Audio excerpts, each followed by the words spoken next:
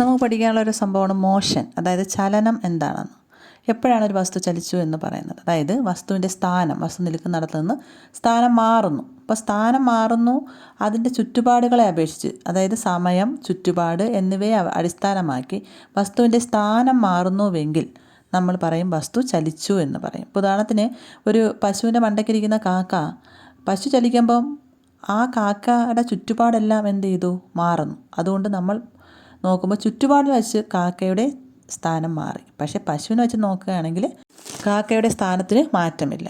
അപ്പോൾ നമ്മൾ പശുവിനെ വെച്ച് നോക്കുമ്പോൾ കാക്ക ചലിച്ചില്ല എന്നും ചുറ്റുപാടിനെ വെച്ച് നോക്കുകയാണെങ്കിൽ കാക്ക ചലിച്ചു എന്നും പറയേണ്ടിയിരിക്കുന്നു.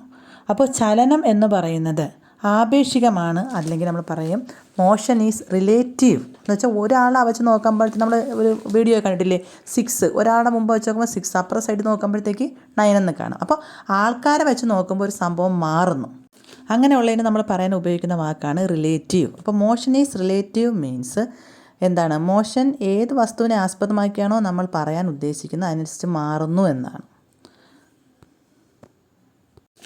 ഇനി എന്താണ് ഡിസ്റ്റൻസ്? ഒരു വസ്തു സഞ്ചരിച്ചയുടെ പാതയുടെ ആകെ നീളത്തെ നമ്മൾ ഡിസ്റ്റൻസ് അഥവാ ദൂരം എന്ന് പറയും. അതിന് പ്രത്യേക ദിശയൊന്നും കാണില്ല, വസ്തു എങ്ങോട്ട് വേണമോ സഞ്ചരിക്കാം.